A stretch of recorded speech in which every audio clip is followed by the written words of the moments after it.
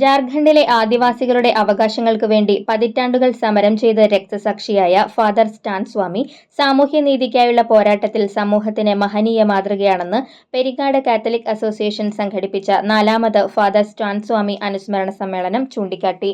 ശബ്ദമില്ലാത്തവരുടെ ശബ്ദമായി അവസാനം സ്വന്തം മനുഷ്യാവകാശങ്ങൾ പോലും നിഷേധിക്കപ്പെട്ട് ജയിലറയ്ക്കുള്ളിൽ അടയ്ക്കപ്പെടുകയും അവിടെ തന്നെ മരിച്ചു വീഴുകയും ചെയ്ത ഫാദർ സ്റ്റാൻ സ്വാമി ഭരണകൂട ഭീകരതയുടെ രക്തസാക്ഷിയാണ്. രാജ്യത്ത് തുടർച്ചയായി ഉയർന്നുവരുന്ന ഭരണകൂടങ്ങളുടെ ഇത്തരം ഭീകരതയ്ക്കെതിരെ ജനാധിപത്യ വിശ്വാസികൾ ഒറ്റക്കെട്ടായി പ്രതികരിക്കണമെന്ന് സമ്മേളനം ആഹ്വാനം ചെയ്തു. പെരിങ്ങാട് സെന്റ് തോമസ് ദേവാലയത്തിന്റെ മുഖമണ്ഡപത്തിൽ നടന്ന യോഗത്തിൽ Catholic association president KL Shaji അധ്യക്ഷത വഹിച്ചു.